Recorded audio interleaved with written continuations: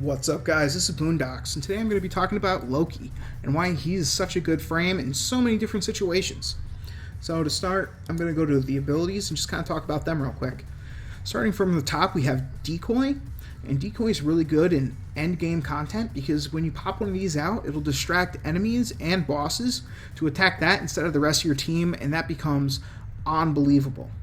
The other reason he's really good in endgame content is Radial Disarm. Radial Disarm causes all enemies in what I have set as a 47-meter radius to drop their weapons and try to hit you with like floppy dick sticks, and they do no damage like that. Now the problem is this isn't always effective against all enemies. So enemies that are already doing melee damage or don't have weapons to drop, they're not going to be affected by it. So things like Infected, not going to be negatively affected by Radial Disarm at all, because they're just melee characters that are going to run in and hit you anyway. But against the majority of Grenier and Corpus, you can Radial Disarm, and now they're pretty much fucked as they have to pull out little batons and try to hit you with them. So in Law of Retribution, Radial Disarm is one of the reasons Loki is always sought after, not to mention his high movement speed and energy pool.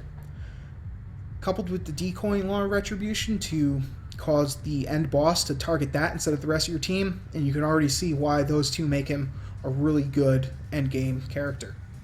So for solo play, you can use invisibility, and even multiplayer, you can use invisibility to avoid pretty much all damage except for AoEs, and this can also let you sneak by pretty much anything in spy missions or rescue missions when you're afraid that the hostage might get executed, or in spy missions where you can't fail any of the hacks, such as in sorties. So invisibility becomes unbelievably powerful, and the fact that enemies don't really attack you at all, even when using alarming weapons, I find invisibility to be absolutely broken. Switch Teleport can be used for multiple reasons. You can use it to progress faster through a level. If you see an enemy further up ahead, you can swap with them real quick, get up there. You can drop a decoy on the other side of a barrier, such as the green laser grids in Corpus spy missions, or the yellow grids in Grenier. Drop a decoy on one side, switch teleport, and now you're past that entire obstacle. You can move on pretending like it was never there. And that becomes unbelievably amazing. Additionally, you can use it to troll teammates by switch teleporting with them, and that can just be funny as they, like, oh, what just happened? And yeah. So how do I build them? I build them mostly for the best of two worlds, both for the Radial Disarm and for the duration on my invisibility. So I don't take things like Narrow-Minded, which obviously would boost up my invisibility duration quite considerably, and that might be something to think about. So what I would do if you want to go that route would be to swap out Redirection with Narrow-Minded. And as you can see now, that will knock down my range by about 10 meters, but it'll increase my power duration by almost 10 seconds. So that could be pretty damn good. I mean, my Narrow-Minded isn't maxed as of yet, but you can already see that that is a big change. I take Redirection just in case I do drop out of shields or drop out of invisibility right when there's a whole group of enemies around, and I don't just get insta-popped. But honestly, if you want that extra invisibility time to kind of just ignore that fact to begin with, feel free to swap out the Redirection. As far as aura mods go, I take Energy Siphon. Now, if I'm going into the Void with Loki, I will swap out for Corrosive Projection, but generally I want that little bit of extra energy to make it so that I have a higher chance of being able to go into invisibility again once my first invisibility runs off. Loki is already a crazy fast frame, so putting on a Rush, if you have the X Similis mod slot open, just boosts your speed that much more. As you can see, my speed is 1.63, and that's crazy fast. My alternate build, I swap Rush out for Intruder, and I'll talk about that in a second. So I then take things like Flow. Loki already has a ridiculous energy pool, and by putting a Flow on there, it just boosts it that much more. So if you ever do get full on energy, you're pretty much set for the rest of the run as far as energy consumption and invisibility is concerned. I also have the Xeneric Focus on, so after my time period of it charging has elapsed, I'm guaranteed to have full energy between that and Energy Siphon for the rest of the mission, and I can stay constantly invisible. In order to increase my duration, I put on things like continuity and constitution. They kind of speak for themselves, they just are straight buff.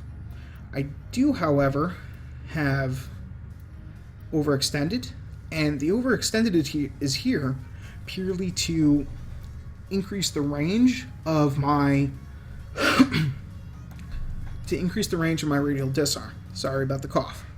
So this is another one you could think about swapping out for, say, the narrow-minded to give you much greater range and much greater duration and screw the range because you're just planning on being invisible to begin with. So who cares? The reason I take the overextended is just in case I do run into enemies that I need to drop their weapons. I can use this as an oh shit button and cast it real quick. Streamline just to make my invisibilities a little bit cheaper so that way I can cast it more often before having to worry about my energy. And then irradiating disarm. So what irradiating disarm does is it automatically casts radiation on all enemies that get affected by your radial blind. Now, this causes them all to drop their weapons, so now they're attacking each other with their little floppy dick sticks. So they're not going to kill each other, but it's just kind of good to distract them, and that way you can go through and clean them up a lot easier. So as I kind of hinted at before, I do have a second build. This one's for when I'm doing spy missions, specifically in sorties.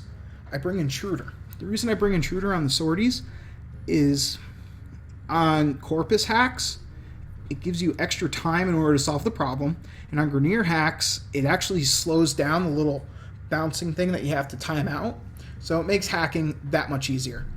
So I definitely take that just to make life a little bit easier, especially since my hands shake. It's sometimes hard to get the timing right, and the Intruder helps.